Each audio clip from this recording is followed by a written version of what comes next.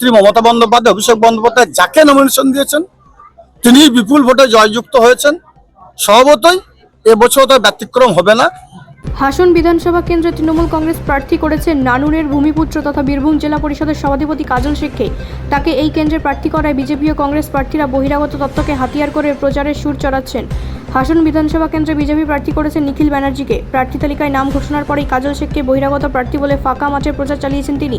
নিখিল ব্যানার্জির এই বহিরাগত তত্ত্বকে উড়িয়ে মাঠের ময়দানে প্রচারে নেমেছিলেন কাজল। যদিও তখন কংগ্রেসের প্রার্থী তালিকা ঘোষণা করা হয়নি। কংগ্রেসের প্রার্থী তালিকা ঘোষণা হতেই ফের বহিরাগত তত্ত্ব নিয়ে প্রচারে সুর চড়ালেন কংগ্রেস প্রার্থী মিল্টন রশিদ। কংগ্রেস প্রার্থীর দাবি, হাসন বিধানসভার মানুষ কোনো বহিরাগত প্রার্থীকে ভোট দেবে না। তাদের ঘরের ছেলে হাসনের ভূমিপুত্র কংগ্রেস প্রার্থীকে ভোট দিয়ে জয়যুক্ত করবেন। কংগ্রেস প্রার্থীর ভূমিপুত্র ও বহিরাগত তত্ত্বকে খণ্ডন করে আক্রমণ জানান তৃণমূল প্রার্থী কাজল শেখ।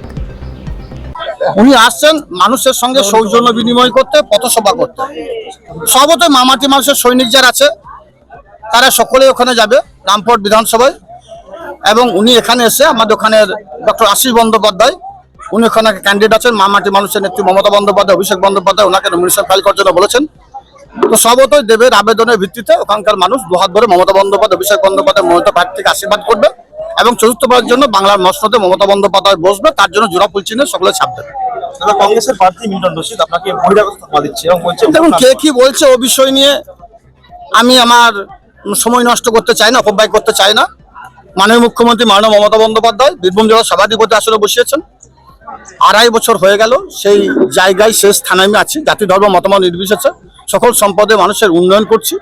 আর হাসান বিধানসভার কথা বলছেন, হাসান বিধানসভায় আমি শুধু এসে ডোর টু ডোর যাচ্ছি, মানুষের সঙ্গে সৌজন্য বিনিময় করছি।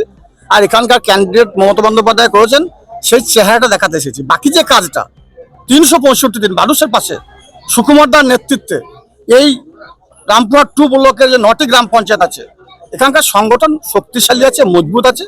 মমতা বন্দ্যোপাধ্যায় সরকার আসার পর থেকে যতবার নির্বাচন হয়েছে ততবার নির্বাচনে মামাটি মানুষের নেত্রী মমতা বন্দ্যোপাধ্যায়, অভিষেক বন্দ্যোপাধ্যায় যাকে নমিনেশন দিয়েছেন তিনি বিপুল ভোটে জয়যুক্ত হয়েছেন।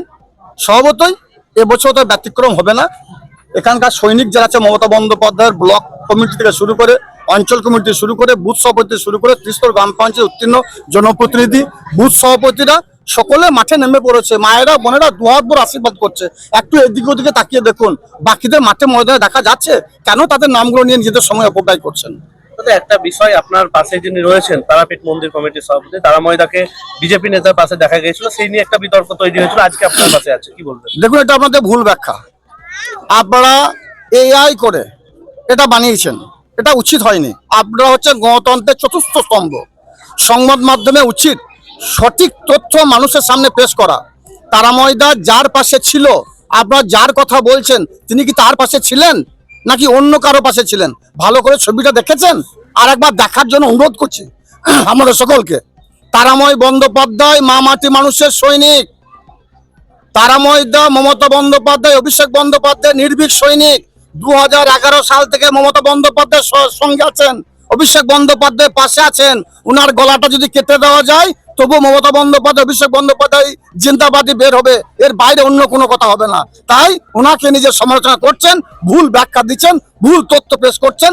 যে সাংবাদিক বন্ধুরা করেছেন তাদেরকে আমি ধিক্কার জানাচ্ছি। তিন প্রার্থীর মাঝে আমরা 3 কেন 300 হলো কোনো লড়াইয়ের মজবুত নয়। এখানে কোনো আসনে লড়াটা কোনো আমার কাছে ইয়ে নয়, শক্তের কিছু নয়, কঠিনের কিছু নয়। কারণ এখানকার সংগঠন তো আগে থেকেই তৈরি হয়ে আছে। সুকুমারদার নেতৃত্বে 9টা অঞ্চল, আর ওদিকে নলাটি 2 এর 5 মেন্স কমিটির নেতৃত্বে 6টি অঞ্চল।